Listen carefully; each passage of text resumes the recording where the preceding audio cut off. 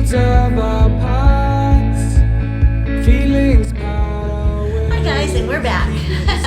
This is Too Cute for Cancer. My name is Jody and welcome to my channel. And if you are not already following me, I would love it if you would hit the subscribe button and set the notification bell to get our notices to when I'll be back. Today is the tie-up of our mental health series. This is the fourth of 4 segments. If you have missed this and you're saying, what series, Jody? I missed it. Or you're new to my channel, this is not normally what we do. This is a special series that I had set up with an actual licensed marriage, family, child therapist. I got it right, I think, that time. Child. Oh, no child. Okay, no children. Okay, marriage, family therapist. There I go. Anyway, so I have brought her on. We're doing a segment of 4 mental health issues. So if you have missed it, go ahead and click the link up here or down below. I'll make sure and get it somewhere so you guys can click on that and catch up with the other topics. Today we are going to be answering your questions straight from YouTube. Now, if you didn't hear your question either in the last 4 days or last 3 days or now, don't worry. You know what? We might do part 2 of mental health. We don't know. We'll see how this goes. All right. Let's see. Yesenia asked how to deal with anxiety and fear. Okay, we've kind of covered that in the last sessions. Also, derealization has become something I have struggled for 2 years now. So derealization. Okay. For those that don't know, derealization is a mental state where you feel detached. And you're detached from your surroundings, people, objects around you.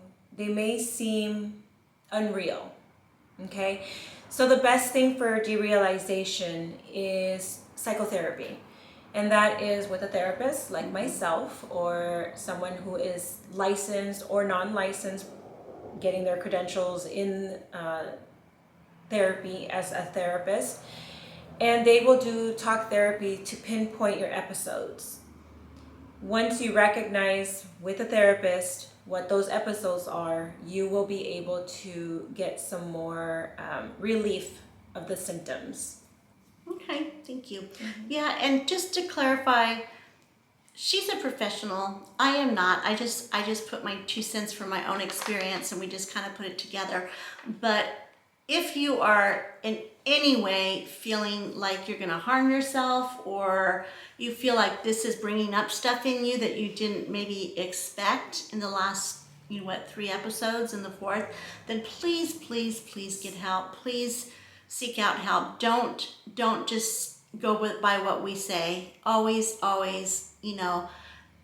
someplace out of YouTube, get some help is what I'm saying. Okay, on to the next question. Let's see. How to prepare grandchildren for my death. Oh, wow. That's one, it's really hard. I'm dealing with that myself, and I've been dealing with it for 12 years, from my first one to, I have ages 3 through 12, and I have 5 grandchildren, so I know exactly how you feel with this one. So I don't know, do you want to do this one or me, or you want to? Well, I can go ahead and start a little bit. Okay. Because I know also, since our long friendship, your children were at a younger age when you first got diagnosed. Right. So she has a lot of experience in this, in how to talk to children. But professionally, I would always tell the people that I work with to use clear, concise words. Just get straight to the point without the medical terminology of it. Sometimes, like when we were doing our series on anxiety, when I work with children, I don't start with the word anxiety. I start with the word worry. If it's depression, I start with the word of sadness.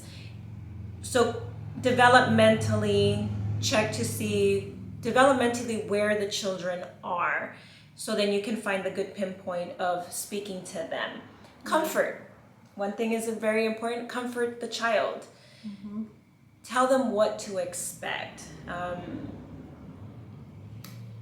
For example, if you're going in for a surgery or you're having a medication that's making you groggy and things like that, let them know what you are going to experience, what it's going to look like. Maybe give them a role. When you see that I am laying down, that is a good time to bring me a pillow, or that's a great time to bring me a blanket or some water. Give them a role that they can actually have to do during that time, and express your own emotions. So this is making me really sad right now too, or I'm feeling very worried about what's going to happen because I'm not too sure. But in that sense, share your emotions, validate their emotions at the same time. And one thing I would add, just by having different age groups and stuff, for us and our family, we are very out there with what we think, feel, say. I don't think there's any feeling that the Wrights have not mentioned we talk about. I think it's just in our DNA somehow. But I do know that when my children were young, my daughter was 3, so yeah, I was really like, I didn't really think about death at all because I wasn't any near that point. I was in the beginning of my journey. So for my teenage kids, I just said, you know what, Mom's got cancer. I told them it was nothing because I wanted to diffuse their feelings or whatever. And I didn't know at that point, it was like, oh, stage 1, no big deal. They're going to make Mommy better and I'm going to be fine, but I might not feel really good around the house. I need you guys to maybe help me out with the chores, blah, blah, blah, blah, blah. And you know what? We just kind of left it like that. And if they had a question, then I'd answer it as it came to them, I would answer. But then again, that was teenagers. Now with my youngest, that was different. Because she grew up, she knows Mommy no other way than with cancer. And that sometimes to me is extremely sad. That will get me in my sad place in a heartbeat, because I always pride myself as being the strong mom and stuff. But you know what? She's told me, she says, Mom, you know what? We have had fun. We have done more things as mother-daughter than any of my friends have done, because they feel like they have forever with their moms.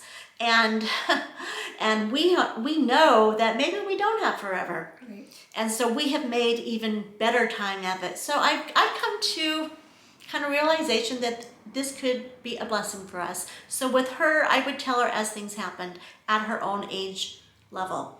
When it first happened, I just said, Mommy's sick. She doesn't feel good, baby. And your brothers are going to help you do such and such. And then as she got older, and when my hair fell out, she'd help me pick out wigs, and I made her be a part of it and stuff. Now, fast forward 20 years, and we are with my grandchildren, 5 grandchildren. Thank you, Jesus, for that. I started out with my first grandchildren. I was going through the thick of it when she was born. And I lost my hair when she was little, so she was bald too, not from being sick. She was just born bald, and she didn't have any hair until she was like 4, I think. So it was fun. I'd put a little rag on her head, and she'd have a rag on her head. And as she grew, I told her what was going on. And then now she's 12, and she knows the whole deal. Now, this is what I think that you might be kind of facing. You're at maybe the end of your cancer journey, and you may be going into hospice, or you're thinking that death might be coming sooner than later. So I think I want to adjust what I have told, because there's been times when I've gotten close to where this may not be good, and we may not beat it this time. And I think what I told my grandchildren always, because one of my grandchildren, Levi, he was 9 years old. He says, Grandma, Nana, are you going to die? And I said, everyone is going to die. I said, the whole world, we live, we die. We're born. I gave him my talk, my spiel. And I knew he was mature enough to handle that. You have to be really careful with each one of your grandchildren, which one is going to be able to handle what you're going to tell them, because it's not a blanket answer to everyone. Stuff, but I said, and so I gave him the hope of heaven. I gave him, we're going to be together again. So that's the way I dealt with it when they asked me. And I said, but I don't know that it's right now. I said, I don't know when that's going to be. I said, but right now we just need to love on each other and spend a lot of time together, and and that's what we need to focus on. So that is my experience, and that's what I did from ages 3 to 12. Yes. Really good. So, all right, the next one is, all right, now this one I'm gonna read it off, but we're gonna do this in a separate video, talk about the caregivers and how they're dealing with the loved ones and such, because that I think deserves a whole video. And I think I'm gonna draw in Too Cute for Cancer maybe for that one. They call him Mr. Too Cute for Cancer. That's a good point there for Mr. Too Cute for Cancer. Yeah, so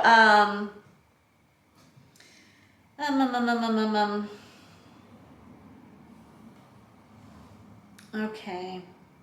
Oh, let's do this one first and then go up to that one. Okay, I would like to know what to tell other people that are maybe family members that have cancer, friends that have cancer, what to say, what not to say. That's a good one.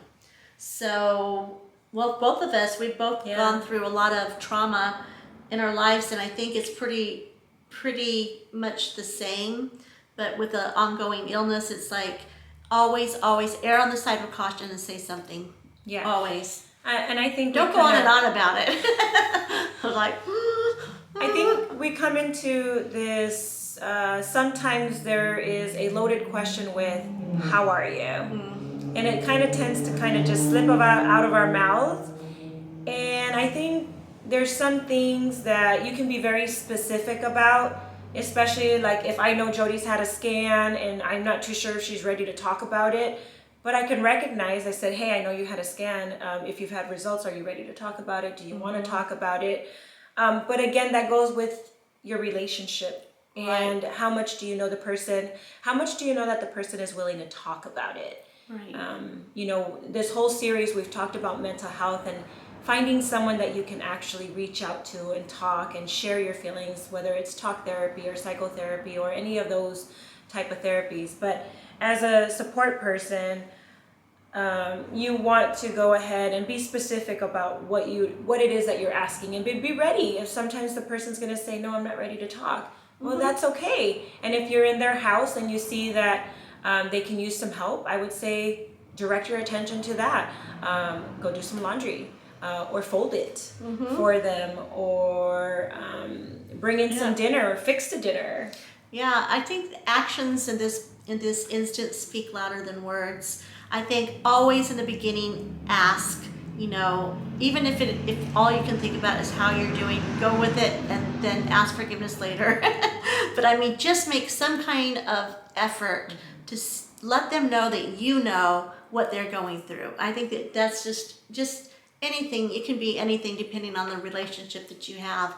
And then if it's a long-term illness, like with me, I've had some friends, some people that I know that are not in my inner circle, but I thought they were in my inner circle, and then I found out they weren't. This is another thing you'll learn. They asked in the very beginning, how are you doing? How are you coping? Is there anything I can get you? Blah, blah, blah, blah, blah. And then I said, yeah. And I'm like, at this point in time, I'm good. Okay, so years on the down, they just pretended like I was normal for the rest of the journey. And when I couldn't go, they were asking me to go dancing and doing stuff and having fun and everything. And I'm like, okay, they do know I have cancer and that I just had surgery, right? So be mindful of those things. Ask, check back in. Don't just say it once and let them go with one answer, because at different times they might give you a different answer. Yeah. So with that being said, don't walk on eggshells. Right. When you are around someone that is experiencing an illness or anything. I mean, I would just say don't walk on eggshells with them. Right. Be honest. Yep. And if it's hard for you to deal with, that's okay. You deal with it separate from them, not with them. So that's another. Yes, I think you mentioned that a little bit in the other series. Don't let your issues be their issues, because they got enough to go with. Don't even go there. Yeah. Okay, we have time for one more quick question, and let's see, panic attacks. How to deal with them from start to finish. Okay. Panic attacks. They're different for everybody. And I would say that you start off with some deep breathing in series 3. Yep. I believe we talked about a square model of breathing. So if you want to go back to that one and check that out. So use a deep breathing technique that is going to work for you. You also want to recognize that you are having a panic attack. So when you recognize that you're having a panic attack, you can tell yourself, this will pass. Panic attacks can last from 5 minutes, 20 minutes, and sometimes possibly an hour. But put yourself in a moment of where are you feeling the panic, whether it's your heart, your stomach, your throat, somewhere where you can apply pressure and just tell yourself, I'm recognizing this is a panic attack and this too will pass. Close your eyes. When you have external stimuli coming through, you want to close your eyes and just be in that moment while breathing. Practice mindfulness, so you can either do some grounding where you apply pressure to your feet onto the ground and feel that. You can tense your muscles, like squeezing your fist and then releasing it, so some muscle relaxation there. You can, in the next process, focus on an object. Find something in the room and focus on it. You can name out the shape, the color, what you see, but focus on just that one object. Then from that, you can put yourself in a happy place. As you're closing your eyes, you're thinking of the favorite place you've been. I know the beach is very popular for some people. You can imagine yourself putting your feet in the sand. So just visualize that for that moment. You can take a quick exercise walk. Something that's not extraneous, but you can either pace inside a room, walk around the room, do something to make yourself have some body movement. And the last one is to hone in on your senses of your sense of smell. So if you can get some lavender or something that brings you joy or calmness, just go ahead and breathe that in as you're taking those deep breaths as well. That was good. I learned something, so if I have a panic attack, I know what to do. All right, well, you know what? I think that's the end of our series. I think we would have to do another part to get on to all the questions. I appreciate you guys for giving me some feedback, and we tried our best to get every little angle in as much as we could in such a short amount of time, with the limitations of let's not just get down to therapy between us, So I'm going to say this one more time.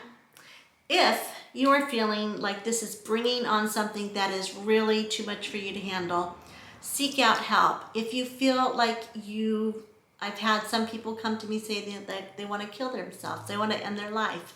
If that is you and you're watching this and you're thinking, oh my gosh, this is bringing so much stuff up, call somebody, say something, do something. Even if you don't want to panic your family or whatever, even if you think it's just nothing, call a hotline. Yes. There's the hotline, suicide hotline, We'll just put that right there. Right, and we'll add that to the bottom in the comments and stuff. So that being said, if you want to say one closing thing? Yeah, I just want to thank you guys for having me. I want to thank Jody and to having me in Too Cute for Cancer, and I appreciate the viewers that are out there. So I just want to say thank you.